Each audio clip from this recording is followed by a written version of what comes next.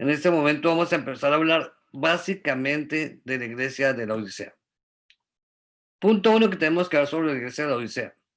La iglesia de la Odisea es la última de las 7 iglesias, pero para eso yo voy a valerme de un PowerPoint para mostrar con detalle todo lo que tiene que ver con esta iglesia de la Odisea y que la entendamos claramente. Entonces, permítame un momentito, yo abro aquí el PowerPoint para que lo podamos ver y podemos de esa manera entenderlo. Un segundito. Ok. Tenemos aquí, primeramente, la puerta abierta para las 7 iglesias. Hemos venido mirando a través de este estudio y de todos estos análisis de las 7 iglesias que ustedes ven ahí: Éfeso, Esmirna, Pérgamo, Tiatira, Sardis, Filadelfia, y la última es la Odisea, que es la que vamos a ver hoy. Todas estas 7 iglesias tienen una puerta abierta en el cielo que le abrió Dios para que pudieran entrar, para que pudieran tener esa comunicación, como estamos viendo y como acabo de decir, de relación con Dios. ¿De qué manera? En el santuario. Vimos que la estructura, ya la hemos analizado varias veces, la estructura básica del santuario, tal y como está escrito, sin violentarlo, sin cambiarle nada de lo que está escrito, tal como dice Apocalipsis 22, que no debe cambiarse de nada este libro, ni alterarle nada. Entonces nos damos cuenta que este libro, mirándolo tal como está escrito, la estructura de las 7 iglesias están en el atrio, luego en el lugar santo están los sellos, las trompetas en el lugar santísimo, y luego las copas que corresponden ya a las plagas de Dios, o sea, los juicios de Dios finales, corresponden a la salida del templo y quienes quedarán dentro del templo y quienes no quedarán en el templo, para luego continuar con esa profecía maravillosa de que estaremos por la eternidad con Dios en el centro, como Dios el templo, como lo dice Apocalipsis 21, que no habrá un templo porque el templo es Dios y estará en el centro de su pueblo. Y se cumple por la eternidad esta profecía de Dios, que es la más maravillosa que yo entiendo, con el santuario por la eternidad. Esto lo analizamos ya en estudios pasados, pero esta noche quería dejar un recalco, una manera de que lo entendieran los que no lo han visto y después lo puedan analizar con más calma. Ok, vimos también que cuando Jesús se presenta a Juan en el capítulo 1, le dice: el misterio de las 7 estrellas que has visto en mi diestra y de los 7 candeleros de oro. Las 7 estrellas son los 7 ángeles de las 7 iglesias, y los 7 candeleros que has visto son las 7 iglesias. O sea, vimos y hemos analizado a través de todo este estudio que cada iglesia tiene un ángel y cada candelero representa una iglesia. Entonces vimos que cada una de esas 7 iglesias tiene un mensaje y tiene una luz que tiene que ser entendida, que tiene que ser dada a todo el mundo, para que cada una de las personas que se identifiquen con cada una de estas iglesias, o en otras palabras, cada iglesia que siga a Jesús haga los cambios necesarios para ajustarse a la forma correcta de lo que Dios quiere, y de esa manera tenga una relación correcta con Dios y evidentemente tenga una relación con Jesús a través de su obra en el santuario, porque Jesús, como lo hablamos, está en el lugar santísimo en este momento, representando la obra que hace como nuestro sumo sacerdote, como lo dice el capítulo 8, 9 y 10 del libro de Hebreos. Entonces, ya con esta base, seguimos viendo este mensaje para la Odisea. Es la séptima y última iglesia que recibe de Jesús un mensaje para el arrepentimiento, para que encamine sus pasos y entre en una relación verdadera con Él. Cada uno de nosotros recibimos este llamado, así como también los llamados de las restantes iglesias que ya hemos visto y entendido. En este momento vamos a analizar y vamos a ver este mensaje que Jesús le da a la iglesia de la Odisea. Vamos a leer lo que dice el texto en Apocalipsis 3, del 14 al 22. Y luego lo vamos a ir desmenuzando para entenderlo. Y escribe al ángel de la iglesia de la Odisea: he aquí el amén, el testigo fiel y verdadero, el principio de la creación de Dios, dice esto: yo conozco tus obras, ni eres frío ni caliente. Ojalá fuese frío o caliente, pero por cuanto eres tibio y no frío ni caliente, te vomitaré de mi boca. Porque tú dices, yo soy rico y me he enriquecido, y de ninguna cosa tengo necesidad. No sabes que eres un desventurado, miserable, pobre, ciego y desnudo. Por tanto, yo te aconsejo que de mí compres oro refinado en fuego, para que seas rico y vestiduras blancas para vestirte, y que no se descubra la vergüenza de tu desnudez. Yo unge tus ojos con colirio para que veas.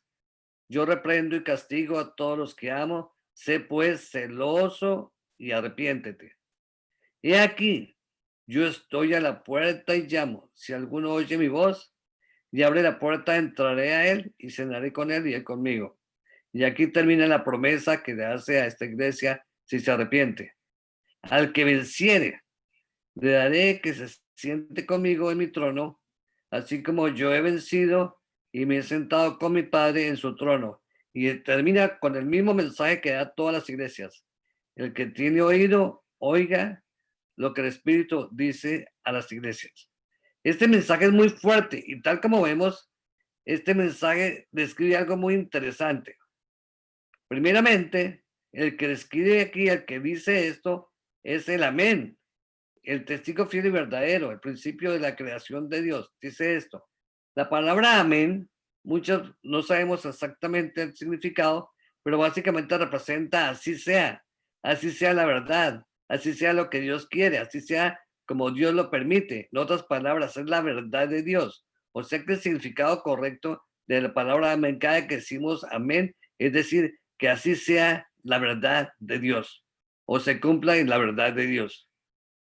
Por ello, todas las promesas de Dios son en Él y en el amén, por medio de nosotros, para la gloria de Dios, como lo dice 2 Corintios 1:20. Porque Jesús es el amén, Jesús es la verdad, Jesús es la vida. Y aparte de eso es el principio de la creación. Muchos entienden de una manera equivocada este principio de la creación como si Jesús fuera creado, pero no es cierto. Tal como lo dice 1 Juan 1:1 al 3, dice claramente que Jesús es el fundamento, es la fuente de la creación, tal como lo dice. En el principio era el verbo, y el verbo era con Dios, y el verbo era Dios. Este era en el principio con Dios, tal como vemos acá. Él estaba ya ahí, y dice ahí claramente, todas las cosas por Él fueron hechas, y sin Él nada de lo que ha sido hecho fue hecho. En otras palabras, Jesús lo que hizo básicamente fue crear. Él es el creador, Él es el artífice de la creación del mundo. En otras palabras, Él es el verdadero cimiento, Él es la verdadera fuente y la verdadera eh, creatividad de esta vida, y nosotros debemos la vida a Él. Por eso Él dice claramente, yo soy el camino, la verdad y la vida.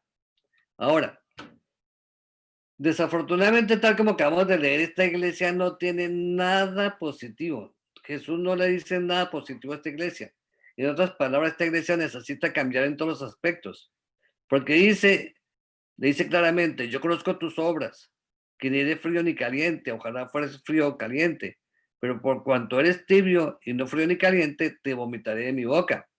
Porque tú dices, yo soy rico y me he enriquecido y ninguna cosa tengo necesidad, y no sabes que eres un desventurado, miserable, pobre, ciego y desnudo. En otras palabras, la iglesia de la Odisea no solamente es tibia, sino que se cree que no tiene necesidad de nada, pero realmente es desventurada, miserable, pobre, ciega y desnuda. Llegando a este punto, quiero decirles algo, hermanos. Este mensaje de la Odisea no es solamente para una iglesia, es para cada uno de nosotros. Es para todos los que nos demos cuenta que en algún momento tenemos que hacer estos cambios, y entonces vamos a empezar a analizarlo para que nosotros podamos entender qué significa todo esto de tibio, de que es desventurado, miserable, pobre, ciego y desnudo. Vamos a mirar por qué dice que es rico y que realmente no es rico. Vamos a analizarlo. Jesús le dice, yo conozco tus obras, que ni eres frío ni caliente, ojalá fueras frío o caliente, pero por cuanto eres tibio y no frío ni caliente, te vomitaré de mi boca. Una persona que es caliente, de acuerdo a la escritura, es una persona que vive en la fe de Dios, que depende de Dios, que confía en Dios, que Dios es su fortaleza, que aparte de eso tiene el fruto del Espíritu Santo. Y aparte de eso, lo más importante es que camina en obediencia con Jesús. Esa es una persona caliente de acuerdo a la Escritura. Por lo contrario, una persona fría es una persona que no tiene fe, no confía en Dios, no tiene a Dios como su fundamento, sino cree en otras cosas, quizás en filosofías, quizás en otras maneras de pensar, en algunas creencias que no tienen nada que ver con la verdad de Dios, sino son creencias quizás de fundamentos científicos, por llamarlo así, también puede ser. No tienen el Espíritu de Dios porque no se dejan guiar por el Espíritu, sino por sus propios pensamientos. Y por supuesto, no caminan en obediencia con Dios, ni con Jesús. Eso es una persona fría. Ahora, la persona tibia.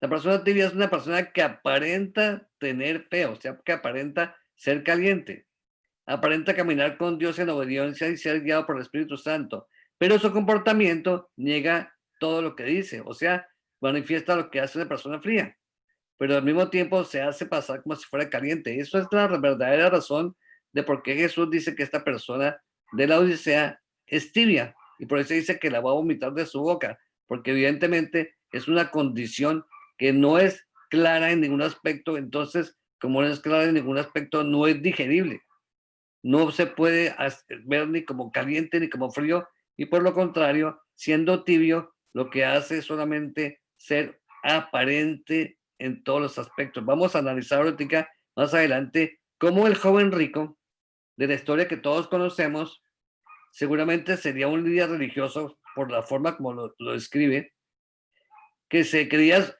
suficientemente rico para ser salvo y no tener ninguna necesidad. Vamos a analizar que este joven rico nos puede dar una identificación más claramente de lo que es una persona tibia. Primeramente, este joven rico, tal como lo dice Marcos 10:17, al salir Jesús para seguir su camino, vino a él un joven rico, corriendo. Hincándose de rodillas delante de él, le preguntó: Maestro bueno, ¿qué haré para heredar la vida eterna? Tal como vemos aquí en esta gráfica que representa esa escena, este joven rico se arrodilló delante de Jesús porque lo seguía o quería seguirlo y que sabía que él era el verdadero Dios. Eso es lo que pasa con una persona que es tibia. Aparentemente se arrodilla, dice ser seguidor de Jesús, quiere ser o pretende ser seguidor de Jesús, pero en el fondo no lo hace. Nosotros sabemos toda la historia de este joven rico, que cuando Jesús lo invita a seguirlo, no lo hace. Entonces dice que Jesús, mirando a sus discípulos, dice: cuán difícilmente entrarán en el reino de Dios los que tienen riquezas. No solamente riquezas físicas, sino riquezas que se consideran ricos espiritualmente. Porque una persona que es tibia, como este joven rico, se creía que por ser hijo de Abraham, por pertenecer al pueblo de Dios, ya tenía garantizada la salvación. Aparte de eso, él creyó en su riqueza más que en seguir a Jesús. Él a lo último, tal como vemos, se retira de Jesús, no lo sigue porque quiere seguir en su riqueza, pero en ningún momento él acepta que Jesús debe ser su guía o que Jesús debía ser su líder como su centro. Entonces nos damos cuenta que el joven rico representa a muchas personas que quizás estamos viendo y viviendo situaciones como esta, que porque pensamos que estamos en la iglesia, que porque pensamos que somos del pueblo de Dios ya somos salvos, o que porque pensamos que somos ricos espirituales en el sentido que tenemos conocimientos intelectuales, realmente no estamos siguiendo a Jesús, porque estamos siguiendo de una manera prácticamente exterior, pero no del corazón. Por eso realmente este joven rico era desventurado, miserable, pobre, ciego y desnudo. Pero tal como vamos a ver Jesús a esta iglesia y a este joven rico, que si este joven rico hubiera atendido a Jesús, hubiera podido haber caminado con él, hubiera seguido su camino con Jesús, pero nosotros y todo el que escuche y vea este programa en este momento y que nosotros nos demos cuenta, Dios nos da una solución para que nosotros podamos tener cambios. Ok, analicemos lo siguiente. Este joven rico o esta persona representada en la iglesia de la Odisea sufre primeramente de una autosuficiencia espiritual, porque se cree que tiene riquezas, se cree que no tiene necesidad de nada, pero vemos claramente que Jesús le dice, y vemos tal como lo dice en Mateo 21, 23 Jesús dice, y aquí representa algo importante que tiene que ver con la iglesia de Laodicea, con el joven rico y con las personas que tienen un comportamiento de esta manera tibias. Porque dice, no todo el que dice Señor, Señor entrará al reino de los cielos, sino que hace que la voluntad de mi Padre que está en los cielos. Muchos dirán en aquel día, o sea, los tibios, mira, esto lo dicen los tibios. Señor, Señor, ¿no profetizamos en tu nombre? ¿Y en tu nombre echamos fuera demonios? ¿Y en tu nombre hicimos muchos milagros? Entonces les declararé, nunca os conocí, apartados de mí, hacedores de maldad. Porque resulta que hay una cosa, hermanos. La persona tibia no se va a dar cuenta que es tibia hasta cuando venga Jesús. Porque cuando venga Jesús es el que le va a hacer ver que es tibia o que fue tibia en su vida. Entonces, este llamado es importantísimo, hermanos, para que nosotros podamos darnos cuenta de que podamos dejar de tener una vida tibia, una vida que sea solamente de apariencia, sino que tengamos una relación completa con Jesús. Y tal como vemos acá, y tal como estamos analizando, Jesús dice que ellos profetizan, echan fuera demonios, hacen milagros, pero Jesús les dice, nunca os conocí, apartados de mí, hacedores de maldad. Porque mucha gente, porque cree que sigue el evangelio a su manera, o porque cree que aceptó a Cristo y porque dicen ser de nombre cristianos, ya son seguidores de Jesús, y de esa manera Jesús les va a decir que son tibios porque nunca hicieron qué cosa, tal como está subrayado ahí, no hicieron la voluntad de mi Padre. Y vamos a analizar ahorita más adelante qué es hacer la voluntad del Padre. El tibio es quizá la persona más difícil para que pueda entender este mensaje, porque primeramente cree que está bien y aparte de eso se considera que es justo, o sea que vive en la justicia de Dios y realmente no lo está. Ahora miramos la solución que Jesús le da a esta iglesia de la Odisea y a cada uno de nosotros para que podamos entender y dejemos nuestra tibieza y podamos ser calientes. Por tanto, yo te aconsejo, es un consejo que da Jesús. Jesús no solamente nos demuestra su amor al darnos un consejo, sino que nos dice que de mí compres oro refinado en fuego para que seas rico y vestiduras blancas para vestirte y que no se descubra la vergüenza de tu desnudez y unge tus ojos con colillo para que veas. Entonces, ¿qué es lo que vamos a analizar? ¿Qué representa el oro refinado en fuego? Pues significa la fe verdadera y probada. Esa fe verdadera que da la riqueza espiritual. Esa fe verdadera que vivieron en el fuego, que lo vamos a ver más adelante, los muchachos, 3 jóvenes hebreos que estuvieron en un horno de fuego y estuvieron siendo refinados en ese fuego y fueron refinados porque ellos se probó su fe y su fe se probó hasta la muerte incluso, que fueron echados en un horno de fuego y esa es la prueba final que Dios nos da a cada uno. Cada uno de nosotros, hermanos, vamos a tener una prueba de fe. Cada uno de nosotros vamos a pasar por un horno de fuego para que nos demos cuenta si verdaderamente somos tibios o somos fríos o somos calientes. Y llegará un momento que tendremos que decidir si seguimos a Jesús y atendemos su llamado o si realmente estamos con la fe suficiente para que de esa manera podamos ser contados por Jesús como sus seguidores. Aparte de eso, Jesús le dice que tenga vestiduras blancas para vestirte. La justicia de Cristo son sus vestiduras blancas. Así como Jesús, en el momento en que Adán y Eva pecaron, mató un corderito, tomó sus pieles para vestirlos porque estaba descubierta su desnudez. Acuérdense que Adán y Eva, cuando pecaron, se vieron que estaban desnudos. Y no solamente estaban desnudos físicamente, estaban desnudos espiritualmente. Nosotros igualmente, nosotros en este momento, sin la protección de Dios, sin la justicia de Dios, estamos desnudos y necesitamos las vestiduras blancas de Jesús, así como ellos. O sea que Jesús está diciendo primeramente que quiere que nosotros tengamos nuestra fe segura, nuestra fe y nuestra confianza en Dios segura para que pase lo que pase, podamos nosotros soportarla. Y aparte de eso, que estemos confiados de que la justicia de Dios, su obra y su justicia como Cordero, su muerte en la cruz, y nuevamente volvemos al concepto, su obra que realiza en el santuario con su sangre por nosotros, sea la que nos dé las vestiduras blancas. Por eso en Apocalipsis capítulo 5, del versículo 6 al versículo 8, dice que todos los redimidos cantarán un canto a Jesús y diciendo, tú nos redimiste por tu sangre, porque todos los que sean redimidos tienen que tener vestiduras blancas que representan la justificación o la justicia de Cristo y la obra de Jesús en el santuario. Aparte de eso, ungir los ojos con colillo. ¿Qué significa esto? Tener un verdadero entendimiento, o sea, caminar con Jesús y ser guiados con el Espíritu Santo, que esa es quizás la parte más difícil que nosotros tenemos, que nosotros verdaderamente sepamos caminar con Jesús y dejemos guiar nuestras vidas por el Espíritu Santo.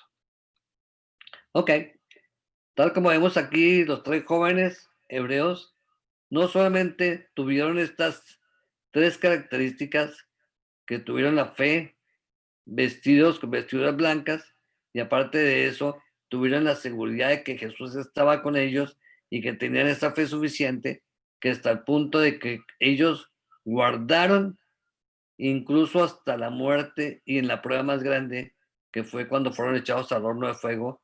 ¿Por qué, hermanos? Porque ellos cumplieron la verdadera adoración a Dios, o sea, la voluntad de Dios. ¿Cuál es la voluntad de Dios? La voluntad de Dios es que nosotros guardemos sus leyes, guardemos sus mandamientos, aparte de que Jesús nos salva y nos da a todos nosotros sus vestiduras blancas para que seamos perdonados. Entonces, tal como hemos analizado, el, la odicencia o la persona en la odisea no es su pecado. Generalmente es un egocéntrico, pero sí quizás ve el pecado en los ojos de otros, porque tal como le dice la escritura, ve la paja en el ojo ajeno, pero no ve la viga que tiene en su ojo. Tiene mucho conocimiento de las escrituras, pero no lo aplica, como pasaba con el joven rico, y como vimos que pasaba con los fariseos, que eran, como les dijo Jesús en varias ocasiones que los confrontó, que ellos eran sepulcros blanqueados, que sabían mucho, pero no dejaban entrar al cielo, ni ellos entraban ni dejaban entrar a otros. Eso es un tibio. Aparte de eso, su riqueza, las riquezas de esta persona, su apariencia, está por encima de las riquezas internas, porque por dentro, tal como lo acabo de decir, están fríos, están vacíos y aparte de eso, son sepulcros que no tienen por dentro la vida y la fuerza y la luz del Espíritu Santo. Aparte de eso, pueden tener éxito material, pero no lo muestran espiritualmente. En otras palabras, no utilizan sus talentos, sus dones para el crecimiento de otros, sino para sí mismos. Y por último, viven más las normas por encima de los principios. Esta parte es importante, hermano, porque nosotros damos cuenta que cuando Jesús se confrontaba con los líderes religiosos judíos en esa época, ellos lo acusaban de no cumplir las normas que ellos cumplían, pero no se dan cuenta que Jesús estaba enseñando principios y que Jesús estaba rompiendo muchas de esas normas que no eran normas válidas y que incluso nosotros tenemos que darnos cuenta si también que tenemos que dejar muchas normas y muchas maneras que nos comportamos y volver a los principios fundamentales para que verdaderamente sepamos y entendamos qué es dejar de ser tibios y ser calientes. Ok, Jesús nos dice al final: yo reprendo y castigo a todos los que amo. Sé pues celoso y arrepiéntete. Esta parte cuando la leí me llamó mucho la atención, porque Jesús dice que Él reprende a los que ama. En otras palabras, Jesús nos ama y por ello nos reprende para que busquemos el arrepentimiento. Cuando Jesús nos está reprendiendo con algún tipo de pruebas, nosotros podemos entender de que es una prueba para superarnos, para que de esa manera esas pruebas nos hagan enseñar o aprender y corregirnos en algunos aspectos, porque eso es lo que realmente Dios pretende, lo que Jesús pretende con esta iglesia, que nosotros nos demos cuenta que debemos de ser purificados a través de pruebas, a través de hornos que tengamos que estar metidos en el fuego, para que de esa manera podamos ser enseñados y corregidos. Y aquellos, así como lo dice Hebreos 12:10, y aquellos, los padres terrenales, ciertamente por pocos días nos disciplinaban como ellos, perdón un momento, como a ellos les parecía. Pero este Padre Celestial, para lo que no es, para que lo que nos es provechoso, para que participemos de su santidad. En otras palabras, mientras nosotros tenemos padres, y todos tenemos padres, y hemos tenido padres, incluso algunos de nosotros somos padres, nosotros corregimos a nuestros hijos para educarlos, para que ellos cojan valores, para que cojan enseñanzas y sean mejores. Igualmente Dios nos prueba y nos reprende para que no solamente nos arrepintamos y volvamos al camino correcto, sino para que cada uno de nosotros busquemos de esa manera una verdadera santidad. Jesús a través de este mensaje de la Odisea nos dice y nos quiere llevar que por último, nosotros abramos la puerta y lo dejemos entrar. Y aquí yo estoy a la puerta y llamo. Si alguno oye mi voz y abre la puerta, entraré a él y cenaré con él y él conmigo. Porque eso es lo que Jesús quiere, que cada uno de nosotros, no solamente ahora, sino por toda nuestra vida, tengamos la puerta abierta para él y que aparte de él aprovechemos lo que hemos visto en todos estos estudios, que entremos por la puerta que él nos abrió, porque Jesús nos abrió una puerta, pero al mismo tiempo nosotros también tenemos que abrir la puerta de nuestro corazón, porque el amor de Jesús nos abrió una puerta para tener la salvación, tal como le dice Apocalipsis 4:1, pero al mismo tiempo nos permite y nos pide que nosotros querramos abrir nuestra mente, nuestro entendimiento, nuestro corazón y nuestra voluntad para ser guiados por Él y por el Espíritu Santo. Es importante que nosotros entendamos este mensaje porque por eso nos dice, al que venciere, le daré que se siente conmigo en mi trono, así como yo he vencido y me he sentado con mi Padre en su trono. En la conclusión de este mensaje tiene que ver directamente con el santuario, hermanos. Porque tal como lo dice el libro de Hebreos 8, 1 al 2, dice, ahora bien, el punto principal de lo que venimos diciendo es que tenemos tal sacerdote, tal sumo sacerdote, el cual se sentó a la diestra del trono de su majestad en los cielos, ministro del santuario y de aquel verdadero santuario tabernáculo que levantó el Señor y no el hombre. Jesús está sentado en este momento a la diestra del Padre en el trono de la gracia, en el cielo, en el santuario del cielo, hermanos. Y Él quiere que todos nosotros también nos sentemos en su trono, tal como lo dice acá, en el santuario del cielo. ¿Por qué, hermanos? Porque, hermanos, eso significa que nosotros tenemos la doctrina que tiene que ver con el santuario, hermanos. Y aquí llego a la conclusión final de todo este estudio. El pueblo de Dios se caracteriza, y eso lo digo para los hermanos que entraron nuevos, que quizás no lo conocen, estudian, enseñan, predican la obra del santuario, la obra que Jesús realiza en el santuario, la obra que Jesús realiza como nuestro sumo sacerdote en el santuario, porque Jesús está siguiendo, tal como vimos en estudios pasados, Jesús está realizando la obra que se hacía en el santuario terrenal, que era un modelo, pero ahora la estación del santuario celestial, que es el verdadero.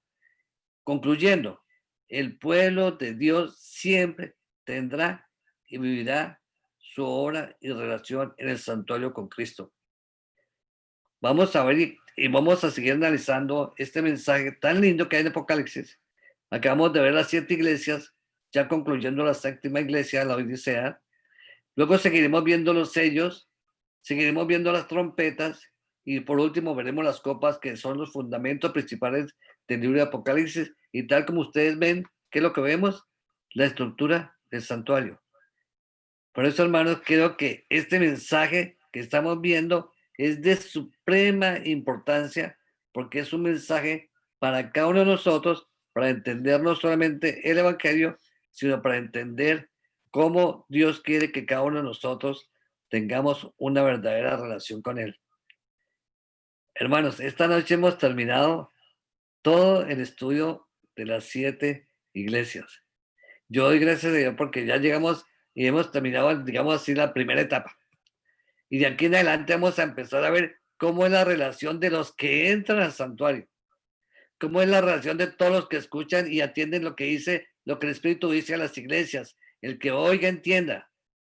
De todos nosotros, el que tome la decisión de entrar al santuario va a entender de aquí en adelante toda la obra en el santuario y Apocalipsis de aquí en adelante, el capítulo 4, 5, 6, 7, 8 y en adelante, todo lo que tiene que ver con el santuario. Y tal como vamos a ver, vamos a ver que también hay llamados para los que no entran al santuario, como vamos a ver el capítulo 11, que dice que el atrio se le deja a los gentiles, pero esos no son contados en el santuario. ¿Por qué? Porque nosotros somos los que estamos en el santuario. Nosotros somos los que vamos a vivir en el santuario y nosotros somos los que vamos a estar, como lo dice el libro de Apocalipsis, como columnas en el santuario. Somos columnas en el santuario. Por eso, hermanos, es importantísimo este mensaje que vemos de las 7 iglesias. Y creo que ya con este tema hemos terminado, gracias al Señor, este mensaje tan bonito de las 7 iglesias. Ahora sí, me permito que si alguno quiere alguna pregunta,